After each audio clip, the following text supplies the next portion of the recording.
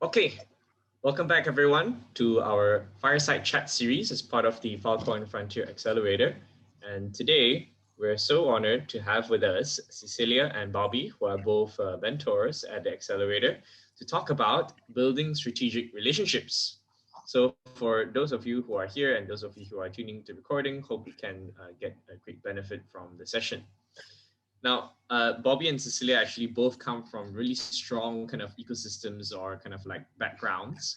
And I would love to firstly invite Bobby and Cecilia to share about, when people talk about strategic investors and consider both of you kind of strategic investors, how would you like to kind of introduce first your ecosystem that plays that strategic role in your portfolio? Shall we start with Cecilia? Sure. Hi everyone, great to be here. And I'm excited to meet the new teams that are part of the accelerator. So I'm Cecilia and I work at UNICEF. I think it's one of those organizations that probably needs no introduction, and you all know it's a United Nations agency that works to um, help children and young people develop in their fullest potential. Um, but what a lot of people do not know is a small yet impactful team within UNICEF called UNICEF Innovation, where I sit. And UNICEF Innovation is basically a team that works to explore how emerging technologies can help accelerate UNICEF's mission. So emerging technologies that we define as those that intersect between um, having an impact in more than billions of people, as well as lying in financially sustainable markets. And we find these technologies in data science, AI, drones, extended reality, and also, especially, one of our key technologies is blockchain. And within this innovation team, I sit in UNICEF's Innovation Fund or Venture Fund. We call it both ways, but it's basically the same fund. I joined the team 4 years ago to help structure this fund as the first venture kind of vehicle within the United Nations to invest in startups building these emerging technologies um, with a mission to solve issues that affect children or make a positive impact in children's lives. So over the past 4 years, we've structured this funding mechanism to be able to deploy funding both in USD and in cryptocurrencies to teams in developing and emerging markets. So that's more than 190 countries. And we've been sourcing investments, making investments, and we've especially put a lot of focus in investing in blockchain teams with USD and crypto funding. So maybe I'll stop right there just to let Bobby introduce himself. I know he has like a very different kind of fund vehicle. So I think it would be interesting for him probably to share about his work now, and then we can move on to the partnerships piece. Awesome. Thanks, Cecilia. So my name is Bobby Cho. I am partner and co-founder of CMS Holdings. And CMS is a principal investment firm focused in the crypto space. So what that basically means is we're exactly like a hedge fund. The only difference is that we do not take or manage any outside capital. It's just our own money that we manage here. Teams pretty evenly spread across Boston and New York. And we got started in 2019, and we do two main things here at CMS. One is we have, and they kind of play into the way that we invest as well. One is we have a very active trading arm of positions that we manage. So a large portfolio of liquid active cryptocurrencies that we trade day in and day out. General hold periods are anywhere from a week to a few months. And then on the other side of the business, which I help manage, are investments. So we make investments in different teams, protocols, and ideas, generally at the seed stage, where we like to do a few things. But the three main things are, if we're going to invest in a project, the ultimate goal is for CMS to end up becoming a customer or a user of that project or product. And so the first part is obviously providing capital, which is, more or less is the easy part. And then the next one is to help build product with the team. Mainly because, again, that third level is that we want to become customers, and we want whatever we're using to end up looking and feeling like what we would want to be using kind of day in and day out. So to date, again, we got started late 2019. To date, we've probably done about 50 investments in both token deals and equity deals. Most have been with like a sort of like a trading lens with it, mainly because that's kind of where we feel like we can provide the greatest impact, especially like decentralized exchanges or centralized exchanges or other types of infrastructure plays like that. Thank you, Bobby and Cecilia. I think that's a great introduction to both of your kind of ecosystems or like strategic backing.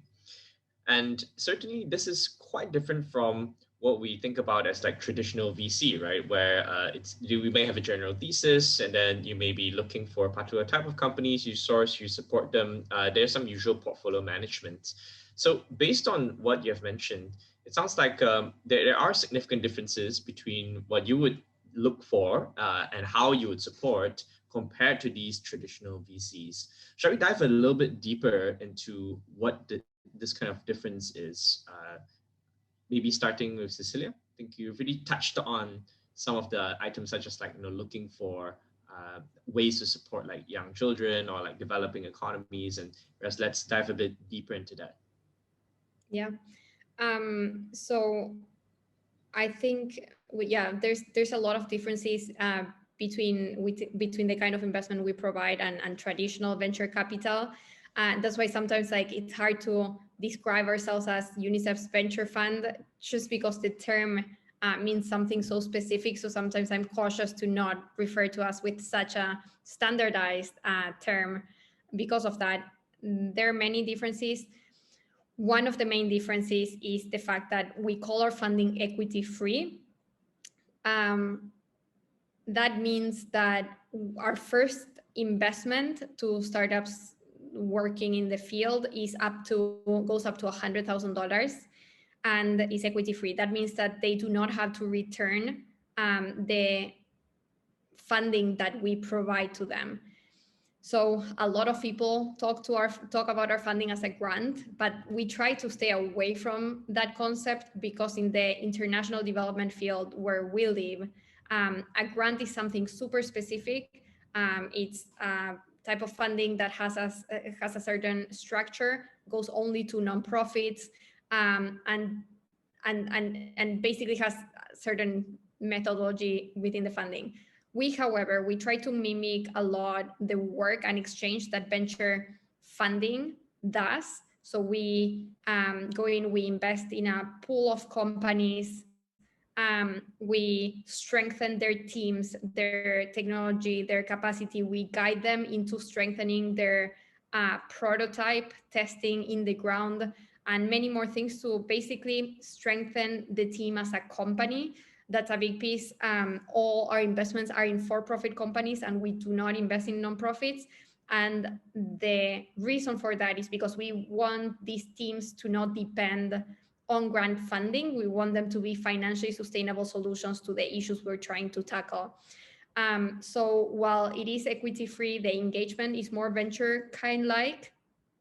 And the second thing is we do measure the return on investment with the technology that is generated through our investments. So all our investments are in open source, and that makes the quantifying of the technology that is generated through our investments a little bit easier. So we do exactly that. We quantify the technology that is generated and is made available to the world, essentially, because if you think about what we want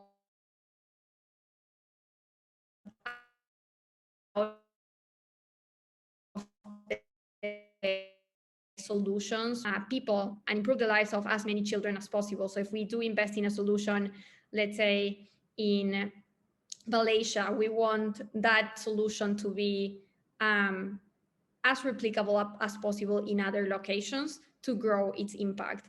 So we measure the return, of course, around the social impact, but also around the technology that is made available. That, in the sense, is just some of the key differentiations between traditional venture capital. We also, so maybe going to the selection, we invest in solutions that are developed in developing and emerging countries. So we do not invest in companies that are being built in Western Europe, in US, Canada, Japan, Israel. So we don't invest in the developed world. The reason for that being that we want to invest in the places that need humanitarian assistance the most. And we want to explore how these technologies, these emerging technologies, can help us bring solutions to those areas. We've also learned that we need to invest in local teams to run the solutions, because you could build, the most robust and effective drone in Silicon Valley, but will that drone fly in Kenya? Maybe not, just because the connectivity is different, the ecosystem is different. So it's, very clear that you need a local team understanding the local infrastructure, the local ecosystem, have, going back to the topic of today, have the relationships and the partnerships they need to put in place to execute an idea. Like, we all know that today it's not about an idea anymore. It's about a lot of different factors that influence the success of a project in the ground. And the partnerships, the relationships, and the understanding of the problem in the place where the problem lies is key to that. And that is why we invest in local teams where the problems that we want to tackle are. So going a little bit into the kind of engagement we have once we select these teams and these companies in the field, they join what we call our portfolio of investments, where they not only receive the funding, but they also receive a lot of the resources we can facilitate through the UN network. So that goes from technology assistance, support in building, something as simple as their communication strategy, but that many times technologists and scientists-based teams do not focus on a lot. And it's just very important for them to own their story, own their solution, and be able to eloquently describe what they're doing to build more partnerships and continue growing their solution. So for a period of 1 year, we help these companies in basically every single aspect around strengthening your prototype and strengthening your solution, testing your solution in the ground. We also rely a lot on UNICEF offices in the ground, and we try to foster collaborations and partnerships so that the teams can prototype their solutions in their country or in nearby countries where that solution could be also relevant and useful. Yeah, so I think those are some of the things that we do in this 1 year of investment, what we call an investment period. And after that, companies essentially, graduate, what we call this graduation. And by the time of that graduation, what that means is the solution that was at a prototype stage when they received our investment and they joined our portfolio is now like what would be considered at a seed stage. So it's still quite early stage in the venture capital standpoint, but they have a robust prototype. They have a minimum viable product that works and that is ready to continue growing and impacting more people. So at that point is that we put a lot of effort in building strategic relationships and partnerships that can help us take these solutions to the next level. So we do that through external relationships, but also internally. We have this acceleration funding for alumni companies that goes up to $400,000.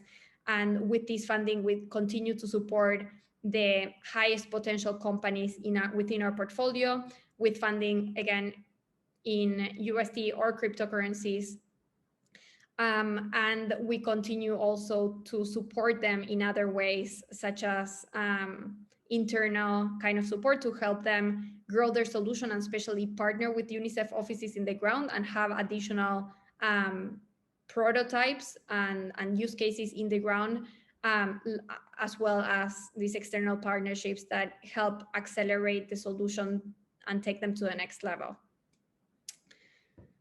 So that's a little bit of what we do.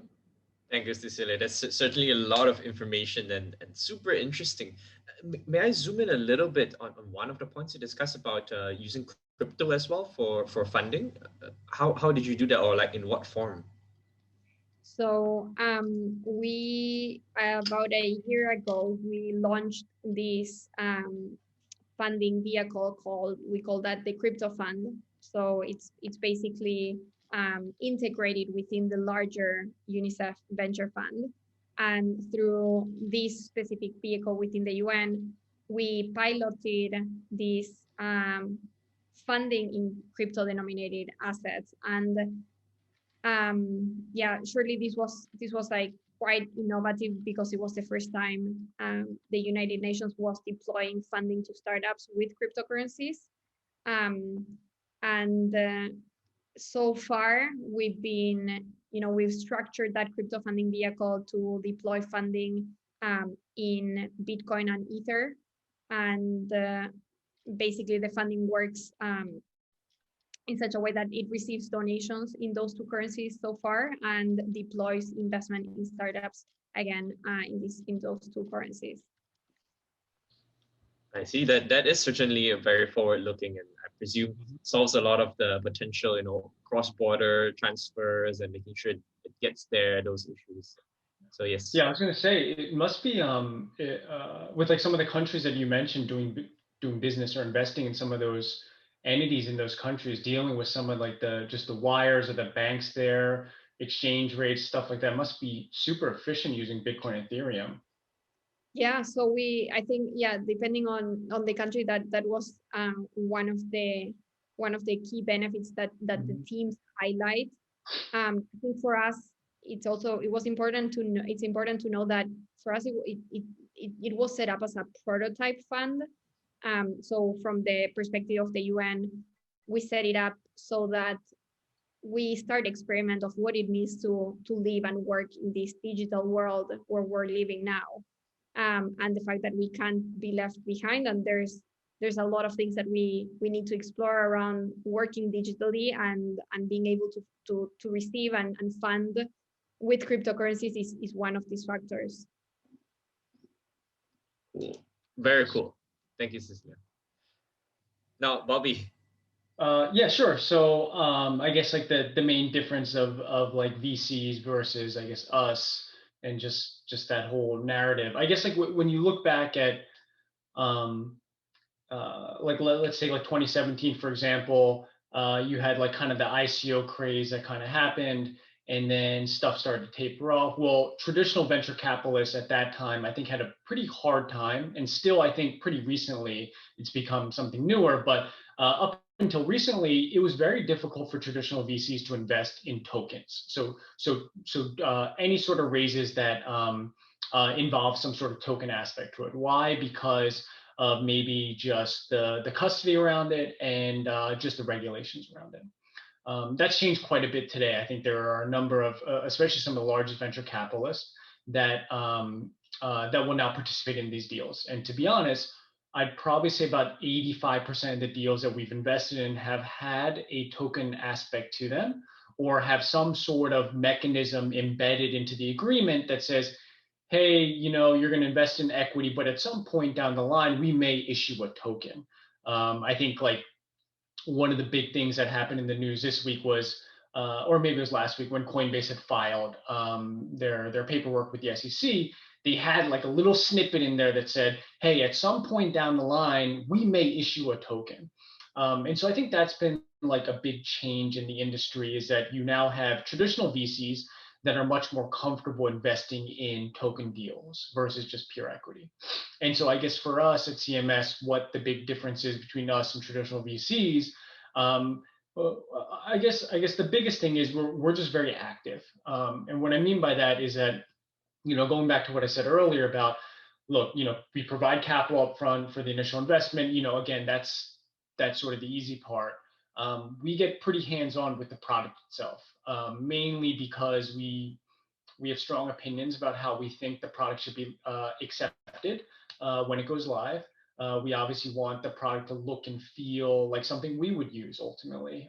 Professional traders at the end of the day, institutions at the end of the day, mainly because we did use those types of tools at our previous jobs and previous lives. And then so fast forward, so we help build product, and then they end up launching.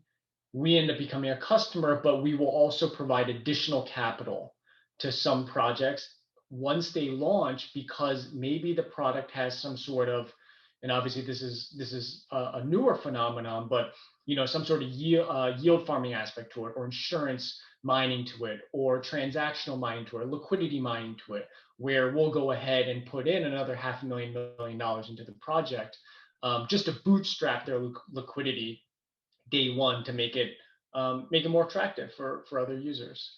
So that's probably like the biggest thing that I would say, is that we're just much more active on both ends of the spectrum, both in the beginning and also when the product goes live. We really like to go ahead and put more capital to work in the product. Yes, Bobby. And in the selection period, does that mean that this plays into it as well, that you will only select things that you would use? So if you're not going to use it, you're not going to select it, or any other specialized criteria for you? No, and I think the other thing is, because we now have like this core like list or group of portfolio companies that we manage now, there are a lot of sort of synergies and crossovers that we're seeing. So I'll give you an example. Let's say we've invested in a number of decentralized exchanges, both, spot derivatives and other types of kind of structured products out there. Well, we may look at something like maybe like a newer Oracle that's coming out for a very particular protocol. We may say, hey, that's pretty synergistic to what we're doing, because we can then go ahead and loop in that Oracle or partner up with some of the existing companies that we've already invested in that layer one of that protocol. And so Synergies is obviously a big part of kind of what we're doing as well. So in the beginning, I think it was, hey, like, we need to invest in something that one, we can provide the most value in because of our previous experiences. And then it ended up being, well, now we can kind of build on top of this. Now we've kind of have a large scale of companies and projects that could benefit from one another. And so we tend to do that pretty often as well. Obviously providing capital intro to other investors that we're in touch with, and also exposing them to the other portfolio companies that we're investing in, which I think is net positive at the end of the day. Got it. So it's the kind of like started off with specifically for yourselves, you would use it, and then now as long as it's also synergistic with the portfolio as well, then it can be a consideration. Yeah, for sure. I mean, look, we'll look at a lot of different deals, whether they kind of fit the mold or don't.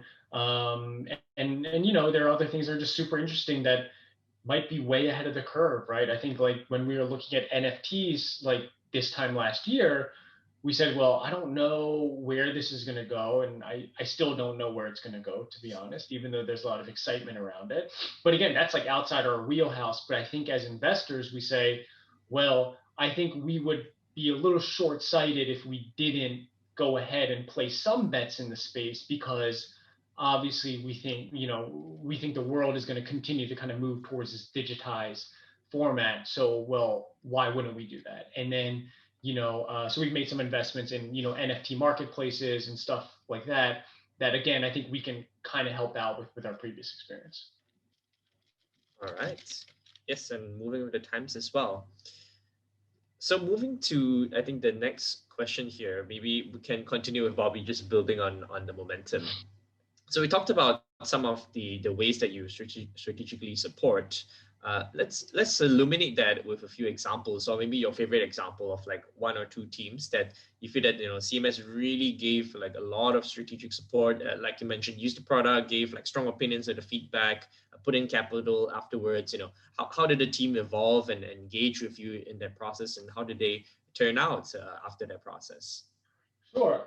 So I think like the best example that I can give is we were early investors in an exchange called FTX, and at that time, it was launching as a new derivative exchange, which was nothing novel, right? There was BitMEX and other folks out there that were already kind of the incumbents in the market. So why would another derivatives exchange, be a viable venture?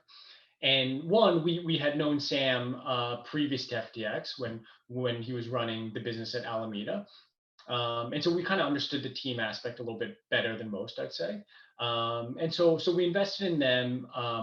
But again, we could bring together all of our previous experience being traders historically, where the shortcomings of all those other exchanges that came before them, we had faced those hurdles and challenges way earlier, whether it was just the different types of collateral that they would accept these other exchanges, just liquidity issues, deposit withdrawal issues. We just felt like, hey, if we were going to build an exchange from the ground up, what would it look like?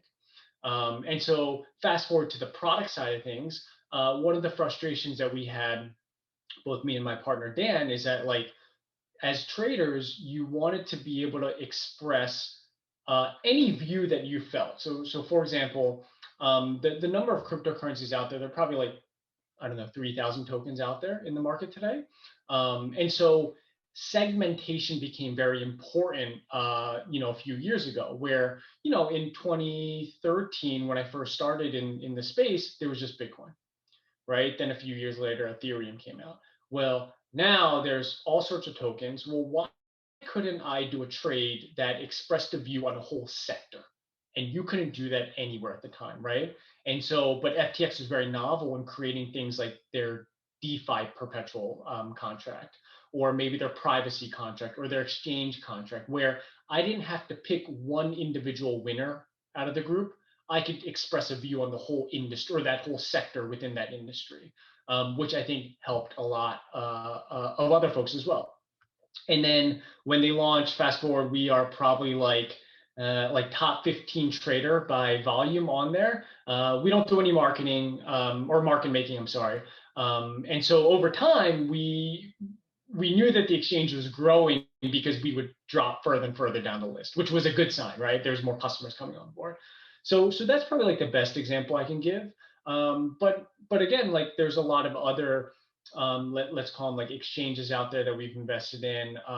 But for the most part, I'd say the majority of the projects we invested in are in some sort of period between like testnet and mainnet, basically. So we're obviously anticipating a lot of these projects to come to market, which should be exciting. We'll see kind of how the consumer base takes it. Yes, indeed, and how the institutional base takes it in as well. I think increasingly we're looking to more like professional market makers and financial institutions coming into DeFi, right? Yeah, I mean, I think like I think we're still probably a year or two away from like the hardcore institutional folks and trading firms getting into DeFi. Just from like our perspective, what we're seeing, I think they are getting hooked into most of the centralized venues. I think that the DeFi side of things tends to be, just another educational curve for them. But I think they'll get there, especially in a market today where everybody's sort of starting for yield and looking for opportunities of where to deploy capital. And I think things like yield farming or other types of DeFi opportunities become very attractive. Obviously, there's a greater level of risk with those types of products, but at the same time, that's why the yields are presented as such. Yeah, for sure. These are very unique properties of our industry. Thank you, Bobby. All right, Cecilia, I hope that wasn't too alien to you as well. Would you like to share some examples from the UNICEF innovation or venture that you like to highlight, specifically on what you mentioned before, right? On bringing them in when the product's early, right? Strengthening how exactly we're strengthening them, and then helping them go to market as well in each of the localities, perhaps through some local office. And how did they turn out after that 1 year graduation period? Maybe your proudest example, for example. Yeah, sure. So one example that comes to mind is actually many come to mind, but okay. So like one example is one of our latest investments from the crypto fund. So they're not using blockchain, but it's just like a very interesting in a different way. So they're based in Guatemala. They came to the team with a very early stage prototype around using AI to democratize access to early childhood development education to parents. So what happens is a lot of uh, parents in Guatemala didn't have knowledge or understanding of how to help their children in the very early stages of development. So they had a very early stage platform by the time we invested in them. So throughout the investment period, of course, they made this platform much more robust. They grew to I think like 50,000 users or so throughout our investment period, of people really wanting to use their platform to access to this kind of education. So this was 2 years ago, and I think what's very interesting about them is you could really spot how they were a very high potential company, mostly based in the use case that they had in Guatemala and the strength and the speed by which the team was working. So a very interesting thing, two very interesting things to highlight.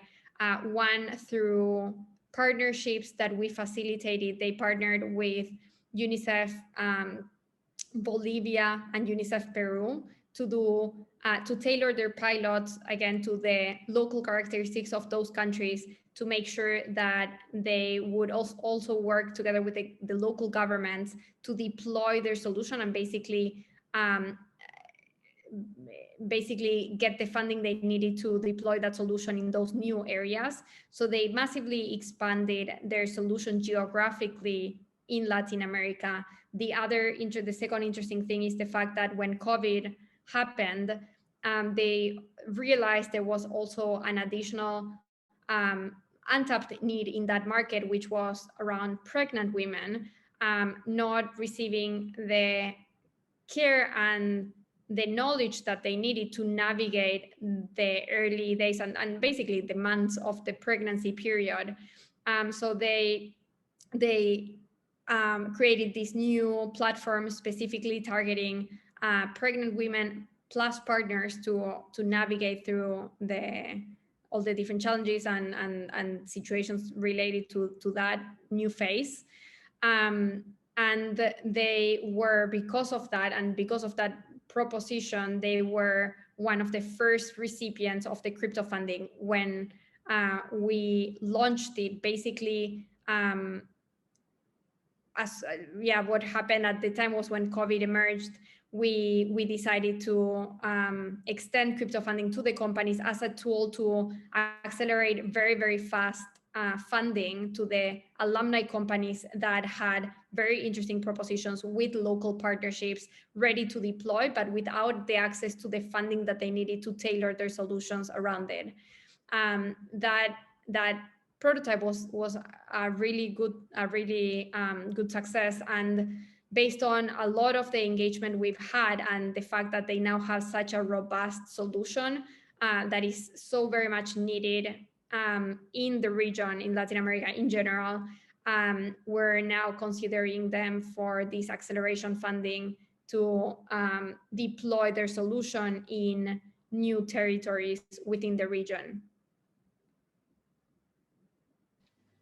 Wow, that's certainly an inspiring example, right, from early childhood education and partnering local governments and local UNICEF into like pregnant women as well, and then Yeah, pursue. and also like, yeah, the power of partnerships. I think receiving the investment is probably like what catches the attention of a lot of the teams that seek our support. But I think for this team in particular, and the reason why I wanted to highlight them was the fact that the partnerships that they build with the local governments and UNICEF offices in the field was key for their continued development. So the partnership with UNICEF Peru resulted in 20,000 users. So it's more, like one big piece I see in many teams that, they're building a new app or a new project or a new solution with a new idea.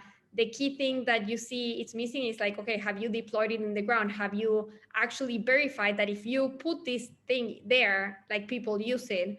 So I think they further, of course, they tested, iterated their solution, but they really do something that works. And as soon as they went to, for example, again, a new country that was was a pipeline that they were able to access through the partnerships that are funding facilitated, like our support really facilitated, they multiplied their users significantly. So yeah, it's just a very interesting thing that it's almost like an added benefit that most of the teams don't expect that kind of support. But because surely the funding is always, the thing that sparks people's interest and their focus. But the partnerships is a key component of the deployment and the growth of the solutions in the ground. Yeah, I can see the parallels here. Like just like Bobby said, right, with the ecosystem of UNICEF, you're able to very quickly help them validate and bring users, either yourselves being users or bringing like the close partners who can go to market really quickly with them. Yeah, Yeah. fantastic. Sorry, one last thing that I just Yeah. remember also about that solution is the fact that all this work led them to now receive actually a grant of $1 million from Bodnar Foundation um, to do a randomized control trial around the impact in early childhood development of their solution, surely based compared to alternatives or no intervention at all. So that's also like a super interesting result or consequence of where the team is at now, and interesting prospect for the next 5 years of really understanding the impact that these solutions make. Yeah, if I may zoom in a little bit, because previously mentioned about open source, right? And I was wondering, because if you talk about localized teams and local solutions that's tailored, and it may not be kind of like scalable to the international in an international way, but with the syllabus, if it is actually open source and it can be applied then in various places, then that could in itself help this kind of project go global. Is that something that they're looking at? Yeah, so that solution is 100% open source, and surely, yeah, that is definitely one of the things that they say. So that's why, like every new deployment in a new context with a new, I mean, even though Latin America has a lot of commonalities in terms of culture, each country and each area has differences, and because of that, each new deployment requires a new adaptation of the solution and the software within it to meet that new context. So that's definitely part of the adaptation, and of course surely requires the additional resources that expansion needs. I see. Yeah. So the base tech or syllabus in this case, or IP, is open source, and then each entity or like each expansion can then tailor it to the local context. That's Exactly. perfect. Yeah. Yeah. All right. I think this is really clear. Now, let's also make it actionable for some of the founders listening here today or tuning in with the recording. How would you advise founders to then like either approach or seek funding from strategic investors like yourselves? It sounds so good that should all the capital come from strategic investors, for example, or how can they further qualify themselves to get some funding and support from strategic investors like yourselves? Maybe Cecilia, I'd like to go first. Sure. You know, that's a very interesting question, because surely because of the kind of work I do, I receive a lot of emails very often from interested startups and projects. And you know, like I'm really surprised that I would say, unfortunately, 80% of those emails are just general emails without any tailoring, are just like, hi, like, what, you know, your investment is great, I'd love to know more, this is my project. And you know, I think there's a lot of issues with having that approach. You know, it's faster, and I guess they're hoping to get an answer if they send 100 of those. I don't know, like other other investors out there. So for me, it's hard to respond to a message like that. I think my first advice is, instead of like sending the same message to 100, I think the first thing is do your research. Do your research around. There's a lot of investors investing in different stages, investing in different technologies, in different use cases, in different countries. I can't tell you the amount of times that teams from the US come and pitch me an investment, and it's a waste of time. It's very clear in our information that we do not invest in the US.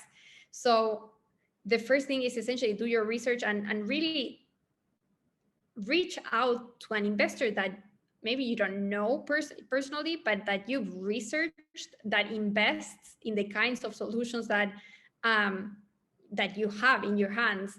And if you reach out to them, know that there's a limited number of times you can reach out to someone. So make sure that you understand the selection criteria of that kind of investment. And if you reach out, the more specific you can be, the better. Like, you know, hi, Cecilia, I've read about your investment possibilities. So this is my project. It's based in this country, based on the selection criteria that is, you know, out there very clearly. These are all the things that I have put in place. Like, we've tested with this many people, we've partnered with these organizations, the impact we have on children is this and that. And I think only that you would spark the interest of a potential investor. You should know that investors spend a lot of time and energy and resources in sourcing and trying to find the solutions. So we do want to meet the teams, but you know, we need specific teams. So don't reach out if you don't know that the investor is looking for a solution like yours. And if you do, make sure that you sell your solution around what that investor is looking for. Yeah, and for these teams who may be seeking funding, would you advise that, you know, they take majority of the funding, or you know, if it's the only funding source from UNICEF, is that okay? Or how do you typically advise for them to raise the funds? Should they diversify? Yeah. So my specific funding within UNICEF is, yeah, again, like a very specific kind of funding, and the selection process is unfortunately, you know, lengthy, I suppose, or the due diligence process is quite lengthy. So we take around 6 months. It could be slightly more, but in average, we take 6 months to do the whole due diligence. And after teams apply, to tell them about our decision. So surely within that time, they shouldn't wait for our decision to come in. I think if they do the research and they find themselves eligible or relevant to several investors, they should pursue different options, as long as they have the time and bandwidth to do it well within all those fronts. Surely when you, for example, when you apply for our kind of funding, there's a lot of information that they need to submit to qualify, and like be considered as part of the due diligence. And I imagine other funds have the same kind of thing. Like, they all require a certain due diligence kind of documents. So they should be, you know, they should, I think, be careful to not pursue too many fronts, so that they cannot focus as much as they need to focus to make any of those happen. But surely don't depend on one happening, and because of that, avoid reaching out to others. Thank you. That's certainly very specific. Yes, thanks, Cecilia. Right, Bobby, what would you say to the founders? Yeah, I mean, I think it'd be very much in line with kind of what Cecilia's saying. Look, like on average per week, we're probably getting, and this is just inbound, right? We're probably getting anywhere from 15 to 20 different projects that are seeking funding. Of those 15 and 20, maybe we're having, 7 to 10 conversations, introductory calls. And then of those 7 to 10, maybe we're investing in, 2 to 3 of them. And so I think one, you have a very limited amount of time, in at least in like the crypto space, of trying to attract new investors, or investors to fund your project. And the second thing is the investor base in crypto, although like crypto is global and touches a lot of parts of the globe. The investor community is actually a lot tighter knit than I think a lot of people see from the outside world. So what I mean by that is that, if you are saying certain things about your product or your pitch, we are going to do our homework because we are one phone call away from probably every major investor out there, and we're all gonna share notes just to like get a feel for one another's perspective on the project. And so I'd say, like what Cecilia mentioned in terms of like tailoring your conversation or your pitch is very, very important. And that goes to, hey, what have these investors invested in the past? Why would this be important to them? So I would almost be like, hey, you should reverse your role and act almost as the investor and say, why is this an important project that we need to look at today? And so one of the big things that we look at is roadmap. And so, in crypto, the general sort of roadmap, to let's say like launch or mainnet launch, whatever it is, tends to be somewhere in, let's call it, the 9 to 15 month period. And so you look at the roadmap, and as an investor, we say, the immediate question is, well, where are we actually going to be able to help out here? Can we help out in, their phase 1, their phase 2, whatever it may be, their test net? And if there isn't like a hook where we can help them out in some way, shape, or form, at the end of the day, we can't actually provide value to that project, because ultimately, obviously, our goal is return on investment, but we need to be able to put something in outside of just capital in terms of effort and our value in order to try to maximize our ROI. And so that's kind of what I would say. And also, I think, again, because in crypto, you're dealing with a lot of, especially in today's market, you're dealing with a lot of projects that are approaching different investors. Look, you need to tell a story at the end of the day, right? You need to tell a story of why this is ultimately going to change the world, or why the world needs, or the crypto world needs, this particular product, or what kind of pain point it's solving. I mean, there are definitely occasions where we've passed on deals mainly because we just didn't understand what it was that they were trying to get to. And so that's what I'd probably say. I'd probably say like roadmap is very, very important, because that's where we're going to be able to say, okay, we can slot in here and we can provide value there, versus just writing a check and kind of letting it be. Right, that's interesting. So in fact, like the strategic support is kind of a mandatory criteria. You must be able to provide that strategic value. Otherwise, you wouldn't even consider it. Yeah. Exactly, because at the end of the day, we're trying to maximize our investment. And so how can we do that? Well, we can do that by actually participating and being, not like an actual team member, but we can actually help influence or impact the way that these teams are going about things. Whether that's, hey, well, we know we're going to be able to introduce them to X, Y, and Z folks that can help them tackle their next challenge, and maybe we can truncate that time frame from, maybe they put 2 months to it, and we can close that window to a few weeks and just move quicker and iterate quicker, because of our relationships and our position in the market. Yeah, I see. And similar to that question, how would you like to see the kind of spread, right, among strategic and traditional VC, so to speak, in the fundraising round? Yeah, so at least like on the token world, the way that it's been is that firms or companies and projects have raised, seed rounds, and then after that, they will then go ahead and maybe raise like a private round. So the seed round is maybe friends and family. Usually, it's fairly small, and then the private round sort of opens up a little bit more to other investors. So that's probably where the VCs and the traditional folks would kind of come in. And then the next round is when they would bring in the strategic investors. So folks that are ultimately going to be different synergies and advantages to their end product. So whether that's, again, I go back to exchanges just because that's just kind of what I know best.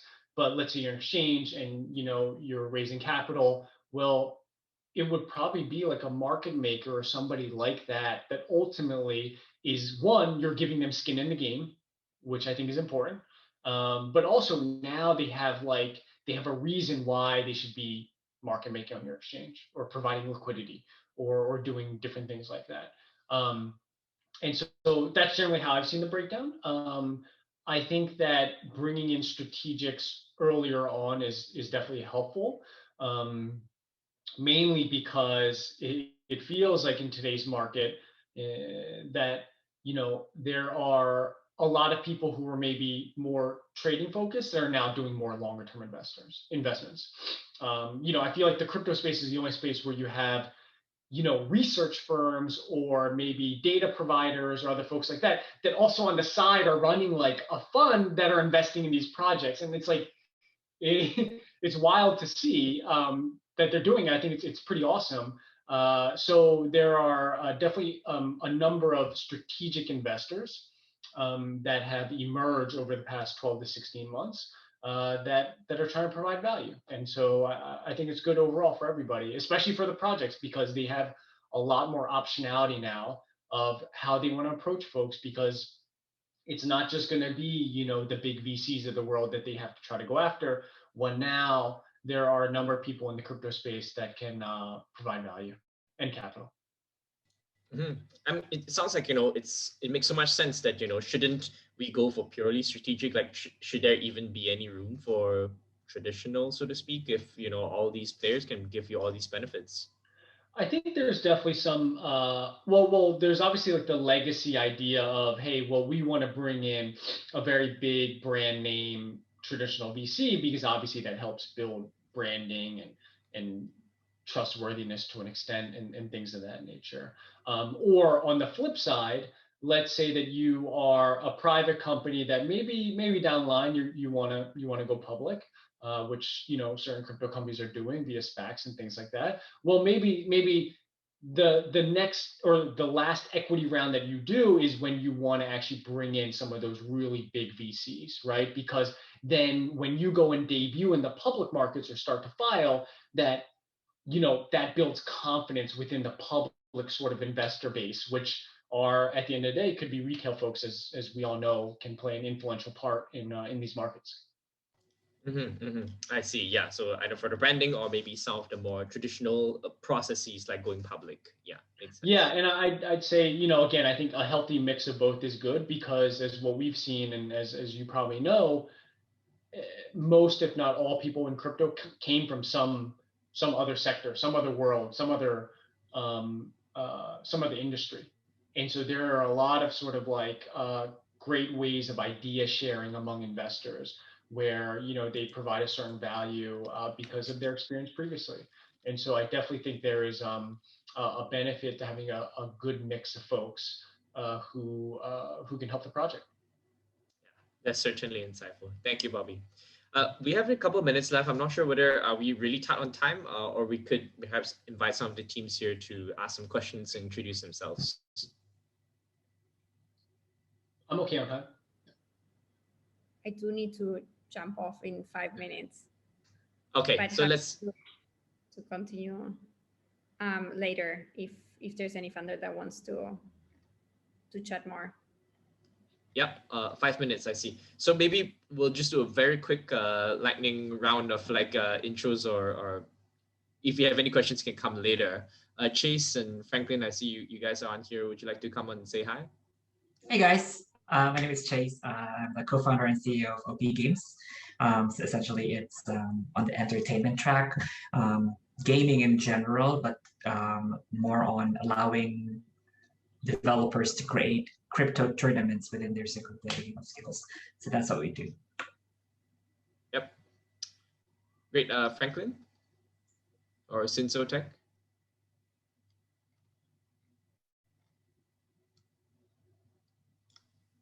Hi. You are on mute.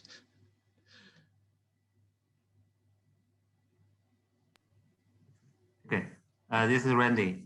Yeah, we actually will have a solution with remote diagnosis and consulting service for the patients and doctors. So we have intentions and plans to have the undeveloped regions or counties that the patients and doctors to connect together. So maybe in the near future, we will contact Cecilia to see if there is any opportunity to help the children or women in the undeveloped region and the countries, or maybe around the globe. Thank you. Glad to hear. I think lastly, Girly, are you here? Girly, Hi. Yeah. So I'm very happy to meet you all, and thanks for the guests for the insights. And I'm here to be with Qibing, and we are from like Ownership Labs. So we want to create a data market based on the blockchain, and to make the chain of the data flow more transparent and unified, so that we can track the value of the data. So which means that users will have the ownership of their data and issue data assets, and data scientists could provide aggregated data units by collecting people's authorized data, and the buyers could know what exactly they are buying for the data resources or the attributes of the data.